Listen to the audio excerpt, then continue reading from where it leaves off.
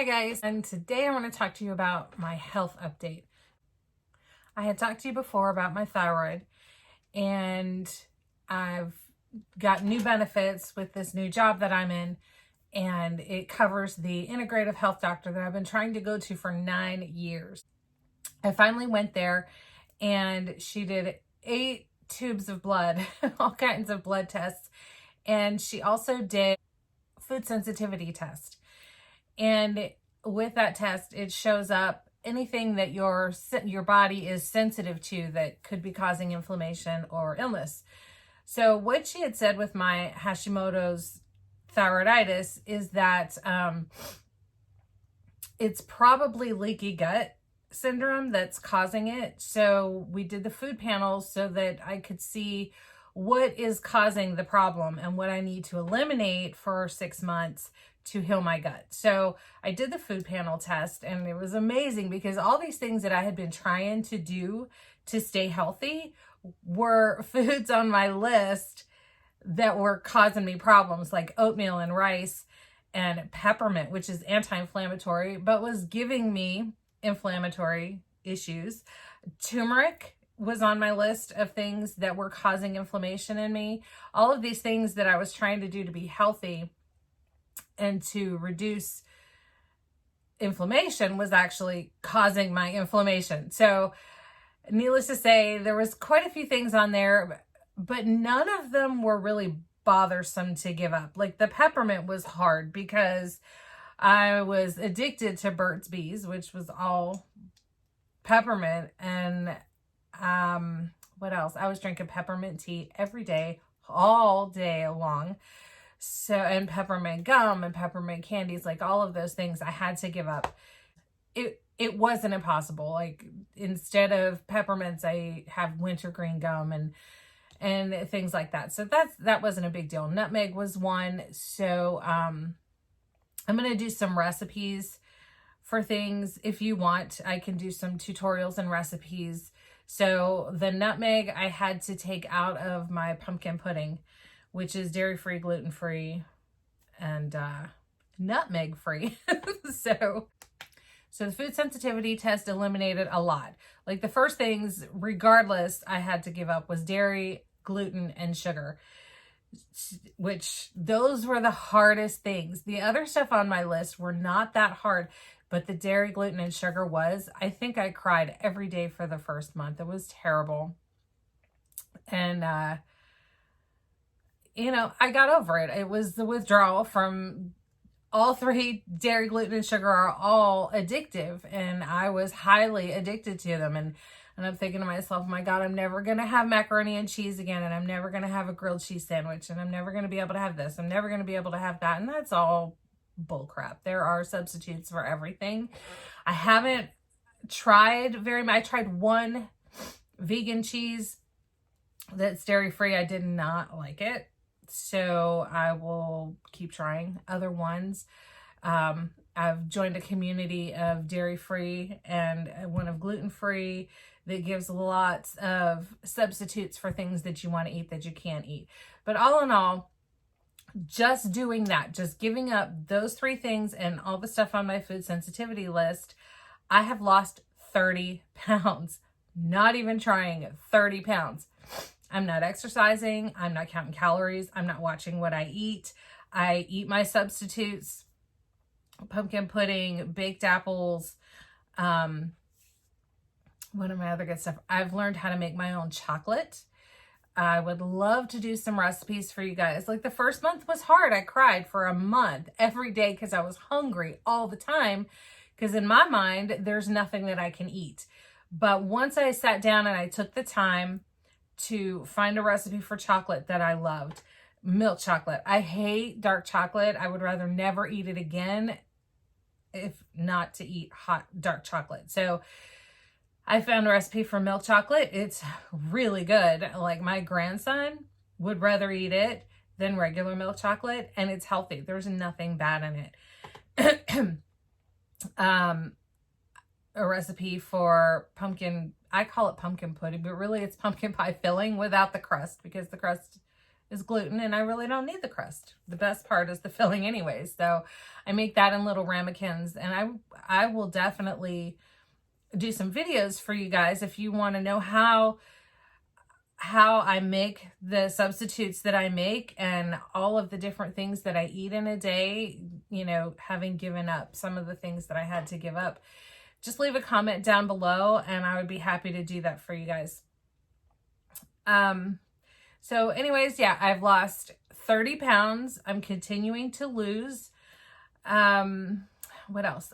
My thyroid nodules. I have 3 thyroid nodules. I had never had an ultrasound on them, which was scary because everyone kept scaring me about it. You know, that could be cancer. Oh my God, nodules can turn into cancer. So of course I've been worried about cancer, thyroid cancer, for about 3 years now. Thanks to all of you psychos that want to scare people when they don't have insurance and can't afford to get the tests, but whatever. So I got the ultrasound and it came back questionable, which was terrifying. So I went to, weirdly enough, they sent me to an ear, nose, throat specialist who was fantastic. Oh my gosh, I can't recommend him enough. I've sent several people to him already. But he was wonderful. He felt them. He read the ultrasound that I had already had, and he said, being that we have nothing to go by, and from what I checked them every morning, and from what I've noticed, they hadn't changed in 5 years. So he said, with that being said, he said, you'll be no worse off if you wait 3 months. We do another ultrasound and see if they've changed at all. Of course, I was game for that because I did not want the biopsy. So I waited the 3 months, and I just went back, what was it, 2 weeks ago, and got the follow-up ultrasound. And it came back that not only have I lost 30 pounds, my inflammation is gone as far as I can tell. On the outside, there's a difference. There's inflammation on the inside, inflammation on the outside. But what I can see is gone. The nodules have all shrunk a little, but they've shrunk. And he grinned real big and he looked at me and he said, bad gets bigger. Don't worry about it. We can now take thyroid cancer off the table. We just need to worry now about if they start pressing on my esophagus and things like that, which I've not had that happen other than when I get a flare up from the Hashimoto's. And we could talk about that in another video. If you guys are interested, leave a link down below. I have read medical journals. I've done, I've read books. I've read articles. I've been on every thyroid group that I could think of. So I can answer some questions and give you some suggestions on where to look for others. The other thing that was really bad was my iron level was really low. Like she said, it scared her. She said if it was 2 points lower, I would need a blood transfusion. So that was a little scary. She recommended iron infusions, which I'm weird about trying new medicine or supplements and things like that. I had an anaphylactic reaction when I was 17 and I almost died. So ever since then, anything new that I put into my body makes me nervous. Even foods. I don't like trying new foods if I've never had it, just because that scares me. And I've got psoriasis. It's right here. It's right here. And it's all through my hair. So she said the first thing to do was to heal my gut and get my iron straight. So I did 4 iron infusions. I researched the crap out of iron infusions. What I found was scary, but I found one video in all the videos that talked about the side effects and how you ache and you get headaches and you're nauseous and you just feel like crap for 3 days. All of the videos I found said that, except for one. And I wish I had the link for her. I apologize. It's unfair to share her information, but I'm so grateful for her because she said the first time that she went for an infusion, she had the side effects. She had the headache. She was nauseous. She just felt like crap. She was achy all over. And the second time she went, she drank a ton of water, like a gallon the day before, a gallon the day of, and a gallon the day after. She just drank tons of water all day, before, during, and after the infusion, and she didn't have any side effects. So I was like, bingo, that's what I'm going to do. So I did that, and I'm telling you, not one time did I have any side effects. The only difference I noticed is that that day I was tired. I came home and I was tired, and it could have been from nerves or whatever, but I was just worn slap out. All I wanted to do was lay on my recliner and watch TV and do nothing. And that's exactly what I did. So I did every other week for 4 weeks.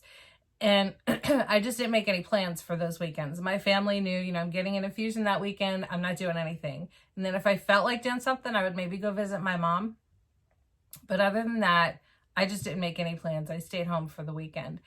So iron infusions were no big deal for me, but I feel fantastic. I haven't felt this good in 10 years. I couldn't climb a flight of stairs before without panting, like one small flight of stairs, and I was out of breath for a good minute or two. And now I'm running up the stairs at work, 3 flights, and I'm breathing a little heavy at the top, but I'm not out of breath, and I still feel good. And every time I run them, because I can, when you've gone so many years out of breath, you can't exercise, you can't walk, you can't take walks because you get worn out so fast. Your body needs oxygen to operate, and your heart. And when your iron is low, there's not enough oxygen in your blood. And so you're out of breath. And then your body pulls the iron or something out of your muscles. So your muscles go away. And 10 years ago, I was fit. I was tough. I was strong. I had muscles everywhere. I had tons of muscle mass, and I was strong. And now I have very little muscle. I'm not strong. And now I have to, especially after losing 30 pounds, tighten everything up. I'm very, very jiggly. I can just, when I'm walking, I can feel my legs and my butt just jiggling all over the place.